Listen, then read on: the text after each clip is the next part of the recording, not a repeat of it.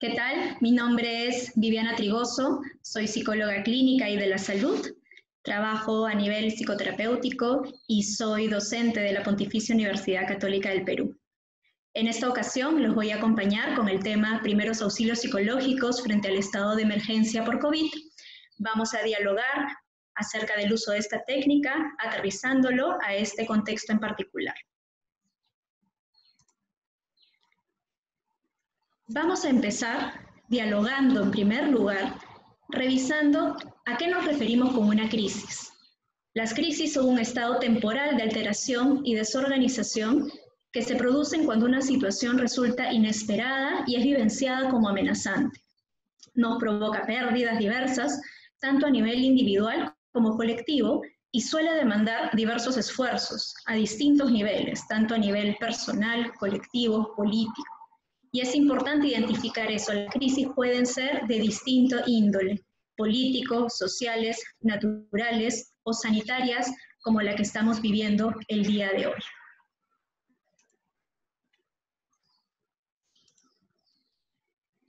Si nos encontramos abrumados por una crisis, no podremos dar respuesta efectiva al manejo de la misma. Es por eso que como parte del acompañamiento psicosocial surgen los primeros auxilios psicológicos. Los primeros auxilios psicológicos constituyen una técnica que es usada universalmente y recomendada por la Organización Mundial de la Salud. Estos primeros auxilios psicológicos forman parte del acompañamiento psicosocial como primera respuesta de atención y lo que van a permitir es potenciar las estrategias de afrontamiento funcionales frente a la crisis.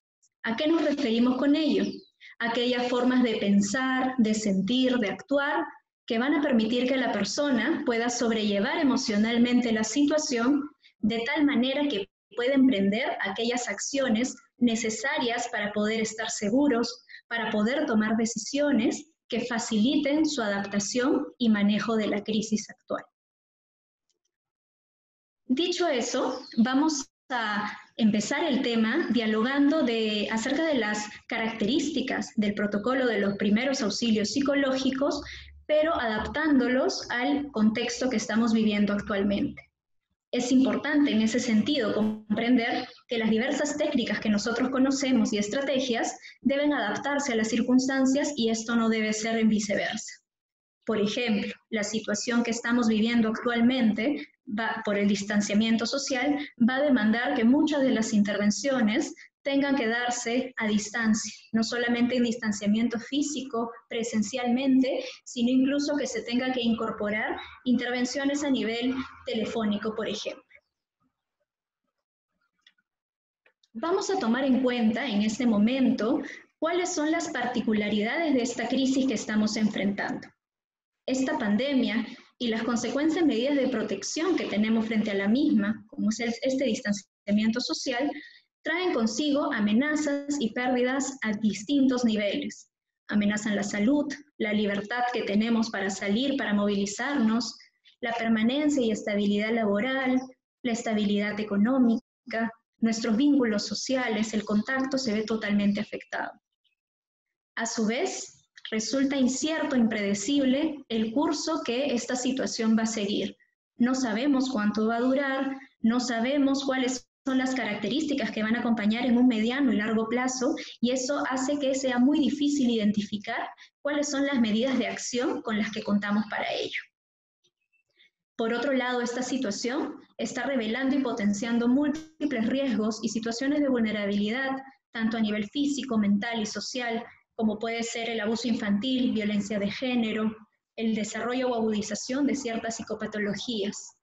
Entonces nos encontramos ante una situación bastante particular y que además, si le añadimos un elemento fundamental, no solamente afecta a una población en concreto, sino también está afectando al equipo de respuesta frente a la misma. ¿Qué quiere decir? Los profesionales y las personas que vamos a brindar el apoyo a la población también nos encontramos afectados por esta situación. Entonces, para poder responder a la crisis, los primeros auxilios psicológicos van a establecer una serie de nociones previas a tener en cuenta. En primer lugar, Debemos reconocer cuáles son las características de la situación crítica, a qué situación nos estamos enfrentando, tomando en consideración el contexto donde vamos a desarrollar la intervención, cuáles son las características de la población ahí incluida, cuán afectado se encuentra este espacio por la enfermedad, y para ello puede ayudarnos tener a la mano las cifras actuales, las condiciones en términos de respuesta y recursos con los que cuenta la población a la que vamos a atender, para nosotros también tenerlo como un recurso fundamental de ayuda. Y respecto a los primeros auxilios psicológicos, vamos a tomar en consideración también 4 factores que todos debemos conocer. ¿A quiénes se dirige estos primeros auxilios? Como bien lo hemos mencionado, se va a dirigir a personas o a grupos que estén afectados por una crisis como las que hemos detallado anteriormente. Pero algo muy importante es comprender de que esta atención se debe brindar en la medida en que sea la persona que voluntariamente acceda. No todas las personas siempre nos encontramos en el mejor momento para poder dialogar, conversar, o muchas veces sucede que la primera necesidad no es a nivel emocional, por tanto hay otras intervenciones que se deben realizar con anticipación. ¿Quiénes aplican los primeros auxilios psicológicos? No es una intervención exclusiva de los profesionales de la salud mental, a pesar del nombre psicológico que lleva esta técnica.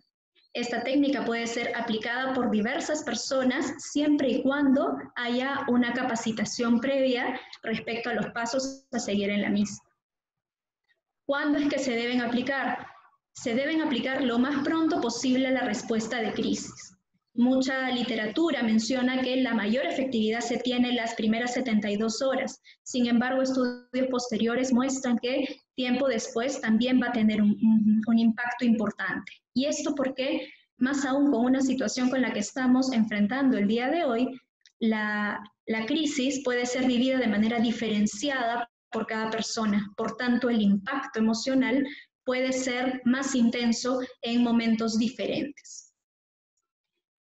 ¿Y en dónde debemos aplicarlo? En la medida en que sea presencial, va a ser fundamental encontrar un lugar que esté protegido de estímulos aversivos, de estímulos estresantes, de ruidos, de cualquier factor contaminante. Y si debemos hacerlo de manera telefónica, de manera a distancia, antes de iniciar podemos darnos un tiempo de invitar a la persona a encontrar un espacio en el cual pueda conversar sin problemas. Lo mismo es recomendable para la persona que esté a cargo de brindar este tipo de apoyo. Dicho eso, a continuación vamos a explicar con un poco de más detalle el procedimiento de los primeros auxilios psicológicos, tomando en consideración los 3 elementos que destaca la Organización Mundial de la Salud: observar, escuchar y conectar. Vamos a ver cada uno de ellos con un poco más de detalle. Observar es el primer paso a tener en cuenta.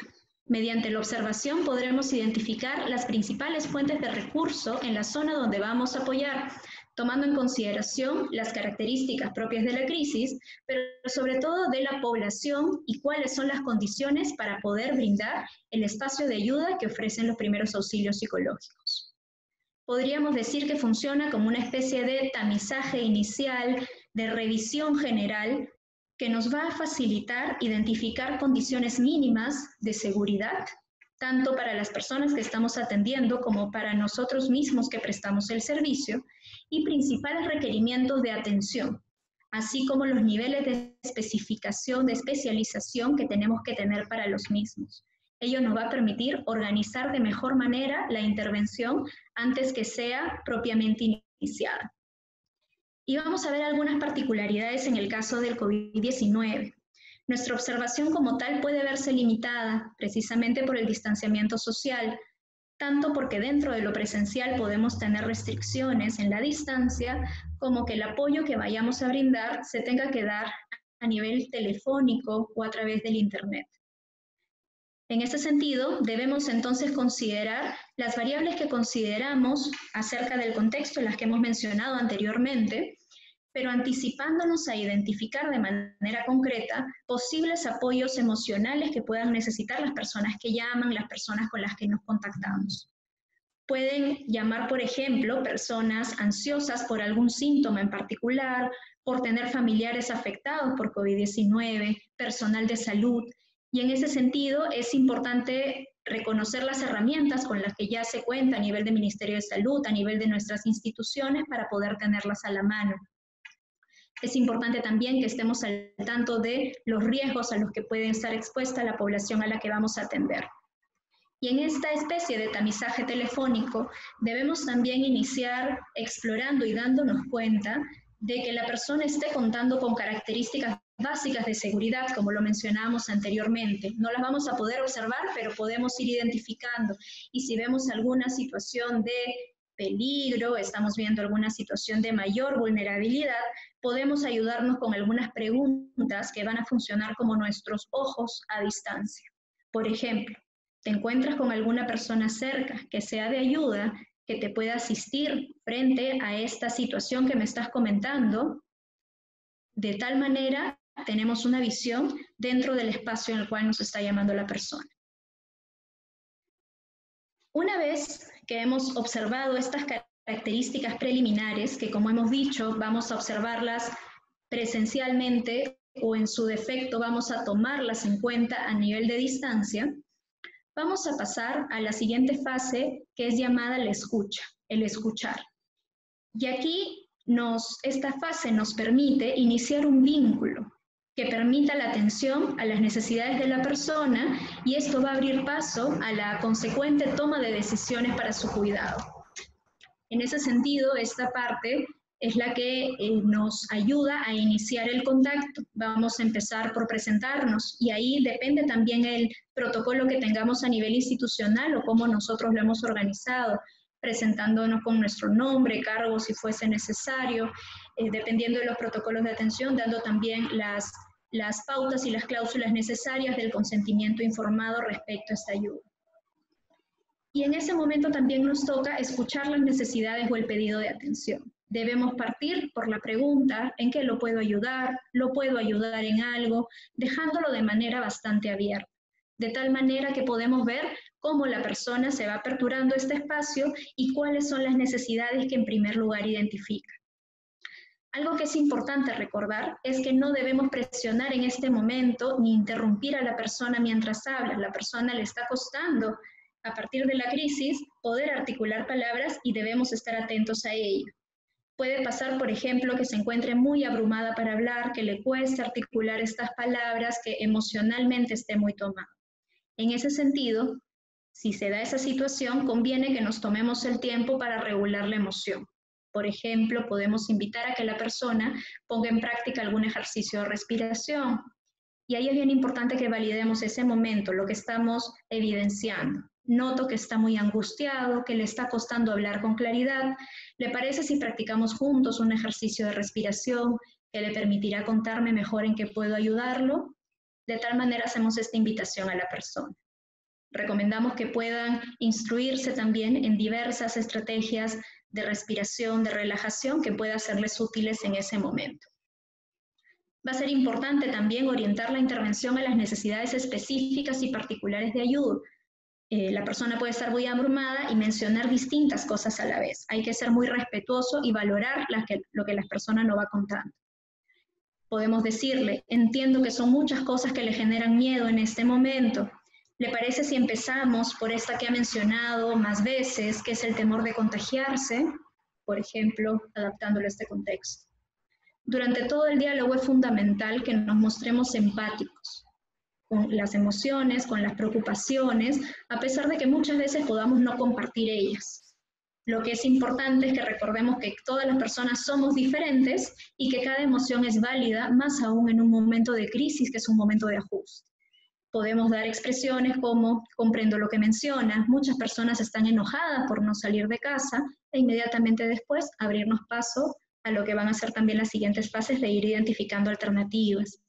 O es natural sentirse ansioso cuando escuchamos noticias difíciles, cuando las escuchamos tan frecuentemente, y seguido a ello recién ya puede venir la recomendación de cuál va a ser el uso de la información, por ejemplo. De esta manera estamos dando un sitio a la emoción, y eso va a facilitar la interiorización de los mensajes que estamos brindando. Más allá, además de este acompañamiento emocional, ahorita estamos hablando sobre todo de la parte emocional, es importante que quien brinde la ayuda observe y esté atento a todas las necesidades de la persona y que éstas están siendo de alguna manera saneadas, sino también las más esenciales, las más básicas, sino tener en cuenta qué mecanismos podríamos activar para que esto pueda ser subsanado. Y además de las recomendaciones que hemos mencionado sobre este escuchar, en el contexto COVID nos encontramos con la particularidad que ya hemos mencionado de que la distancia social no nos permite tener contacto físico de contención. Por ejemplo, muchas veces en la fase de escuchar uno podía tomar de la mano a la persona mientras estábamos escuchando y conteniendo alguna emoción. En este caso, la distancia social es lo recomendable, por tanto, el contacto físico se ve limitado. Y por teléfono, evidentemente, no lo vamos a poder tener. Entonces nos encontramos frente al reto de poder transmitir otras señales para hacerle notar a la persona que la estamos escuchando, que la valoramos, que la entendemos y que la acompañamos. Va a ayudar mucho en ese sentido ser muy conscientes del tono de voz, del volumen, de la cadencia con la que nosotros nos expresamos para que este siempre esté acorde a lo que nosotros queremos transmitir. Por ejemplo, yo no puedo transmitir un mensaje de calma si estoy con un discurso acelerado, un volumen de voz muy alto. Entonces debemos prestar atención a esta parte. Por eso se dice que el modelado en sí mismo debe ser desde lo verbal. Nosotros moldeamos a partir de nuestra expresión verbal cuál es el estado emocional que quisiéramos que la persona pueda ir adoptando. Si la comunicación, por ejemplo, es solo telefónica, además de estos factores que vamos mencionando, durante la escucha podemos acompañarnos de ciertos sonidos que dejen notar a las personas que estamos presentes. En el contacto presente nosotros podemos dar cuenta de que estamos oyendo a la persona a partir de la mirada, a partir de ciertos gestos no verbales, pero cuando estamos a nivel telefónico es difícil. Entonces podemos ayudarnos de algunos sonidos, de algunas expresiones, siga, le escucho, siempre que sean de validación y no de aceleración del discurso. Y respecto a esto, tanto en lo presencial como también en lo no presencial, va a ser fundamental que podamos y reconocer la función de los silencios. A veces los silencios angustian, pero no hay que procurar llenarlos de inmediato, sino hay que acompañar. Y podemos acompañar sin llenar ese silencio, validándolo con expresiones como tómese su tiempo, comprendo que puede ser difícil hablar de esto, aquí estoy para escuchar. De tal manera que le damos un tiempo a que la persona pueda articular mejor lo que quiere decir, pueda cerrar la reflexión que está teniendo en base a lo que escucha y con ello podemos continuar la conversación. Y el siguiente y último paso de lo que hemos visto de los primeros auxilios psicológicos consiste en conectar, que como su nombre lo dice, representa establecer el vínculo más profundo de ayuda con la persona. Lo importante en este punto, al igual que los anteriores, pero aquí como vamos a procurar ya generar el mayor espacio de ayuda, es poder preservar una relación empática. Pero aquí es muy importante la mirada que damos a la persona. Si bien estamos dando una ayuda, no dejemos de reconocer la parte activa de la persona. Recordemos que estamos trabajando desde el enfoque psicosocial. Consideramos que la persona es un agente activo de su cambio, la persona tiene autonomía, la persona cuenta con recursos, no es un receptor pasivo. Nuestra labor en ese sentido es de ser facilitadores de su respuesta de adaptación a la crisis. No somos solucionadores de problemas, y eso va a ser muy importante tener en cuenta en esta fase donde vamos a brindar distintas recomendaciones, porque tenemos que caer en cuenta en que estas no van a ser solucionar la situación por completo, sino gestionar que la persona pueda emplear los mayores recursos para poder salir adelante. En ese sentido, en esta fase va a ser muy importante establecer un plan de acción que vaya a permitir priorizar las necesidades e identificar fuentes de apoyo para las mismas. Tenemos que recordar que pueden haber necesidades más urgentes antes de lo emocional, como ya lo hemos mencionado, y va a ser importante que contemos con información y mecanismos para poder facilitar dichas ayudas. La conversación que nosotros vayamos a generar debe orientarse a explorar y facilitar el reconocimiento de los recursos de afrontamiento empleados previamente por la persona. Recordemos que los recursos de afrontamiento, estamos hablando de esas estrategias de distinta índole que ayudan a que la persona pueda manejar una situación crítica o difícil. Entonces aquí podemos explorar cómo la persona lo ha estado manejando antes de que se contacte con nosotros o que nosotros lleguemos a ellos. Cuénteme, antes de esta conversación, ¿qué es lo que más le ha ayudado a manejar la situación? Y por ahí nos puede comentar de repente alguna ayuda social, alguien con quien conversó y le ayudó a aliviar las emociones, por ejemplo. Entonces ahí ya estamos identificando un recurso. O también podemos explorar recursos de afrontamiento pasados, no correspondientes a esta crisis, sino a crisis o a situaciones complejas anteriores. En otras situaciones que ha sentido ansiedad, ¿qué es lo que más le ha ayudado? ¿Qué tipo de cosas le ha facilitado llevar ese momento difícil? Y vamos a ir identificando recursos internos y externos con lo que la persona cuenta. Así, más allá de cualquier recomendación que nosotros le podamos brindar, vamos a recordarles que ya cuenta con recursos y enfocarnos en adaptarlos y fortalecerlos para esta situación en concreto. También va a ser útil apoyarnos en material y recursos informativos, más aún en este contexto que está circulando tanta información falsa, tanta información alarmante y que no necesariamente responde a lo que necesitamos como población. Entonces debemos tener a la mano fuentes confiables de información y también para ello, desde la fase observar, saber cuáles son los mecanismos a través de los cuales las personas a las que nosotros vamos a atender suelen informarse más por televisión, por radio, por redes sociales, algún canal comunitario, para identificar cuáles pueden ser fuentes favorables de información y poder nosotros recomendarles ellos. Va a ser importante también promover fuentes de soporte social, tanto a nivel familiar, a nivel comunitario, de manera general. Esto que pueda brindar desde el aspecto afectivo, como también instrumental y de otro tipo. Y en caso que sea necesario, por algún síntoma que llame la atención, por alguna condición de mayor vulnerabilidad, vamos a referir también a un especialista en caso que lo fuese necesario, pero es importante que podamos contar con toda esa información previamente para que ese canal sea dado de la manera más directa posible. Y al respecto, justo también de ese punto, en este contexto en particular del COVID-19, van a haber situaciones más allá de por sintomatología, por ejemplo, a nivel psiquiátrico y que demanden una atención psiquiátrica como tal o psicológica más profunda o de otro especialista de la salud física, mental, etcétera. Vamos a identificar que esta situación trae particularidades sobre la cual ya se está gestando evidencia y protocolos de intervención. El duelo por fallecimiento de un familiar en este contexto se está dando de manera muy diferenciada a otros contextos, tanto para quienes fallecen por COVID-19 como por otros factores. Hay restricciones que se están dando a nivel social para ritos que son fundamentales para el procesamiento de este duelo. Entonces, se están gestando distintos protocolos y a nivel institucional también es importante ir identificando cuál va a ser la línea de intervención en estos casos para poder nosotros también gestionar derivaciones o un trabajo más conjunto dentro de todo el equipo de respuesta.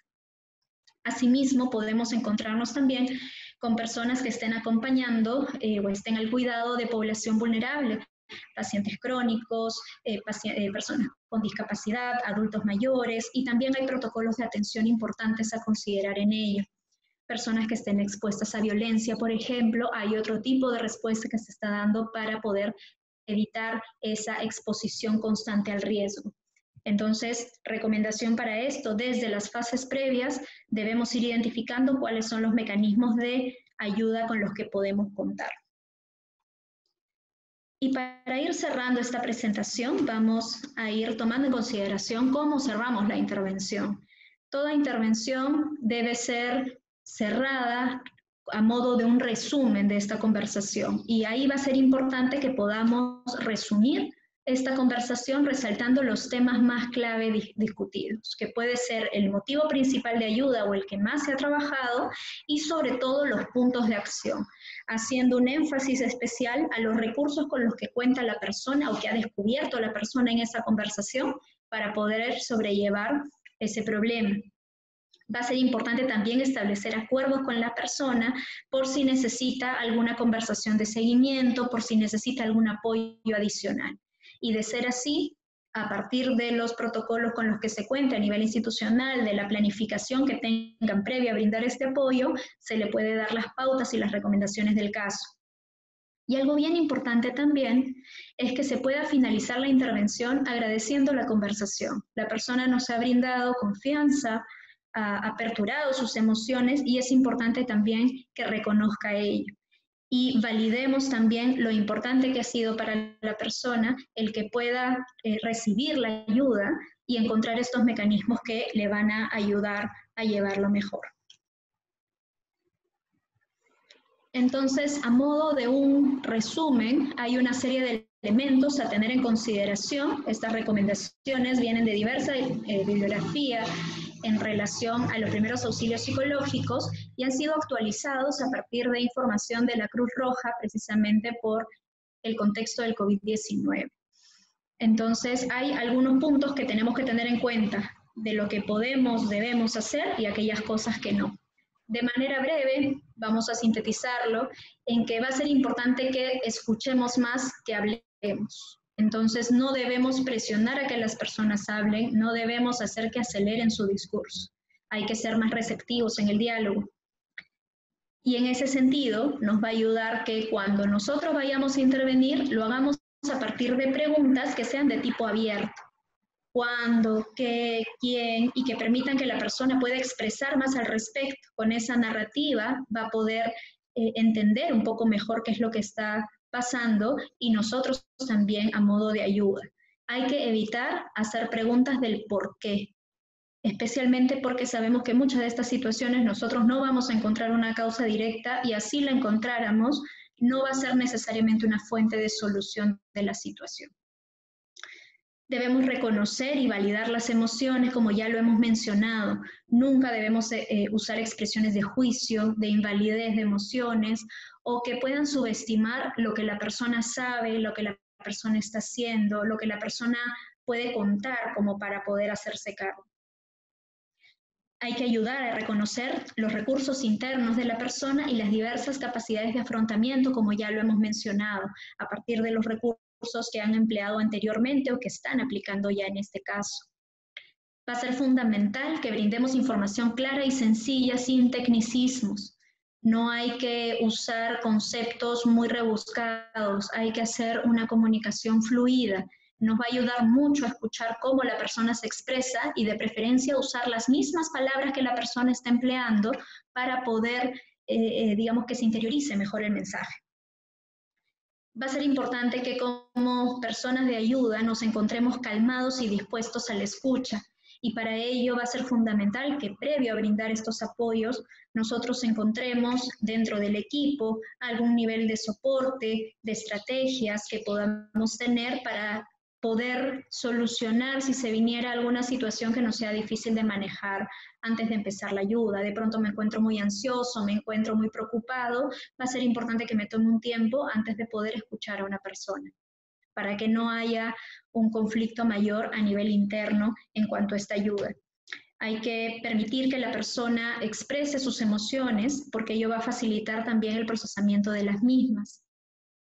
Por más que comprendamos a la persona y que de pronto nos veamos identificados con su situación, hay que evitar hablar de nosotros mismos, de nuestras experiencias o de personas que conocemos. La experiencia de la persona es lo fundamental ahí.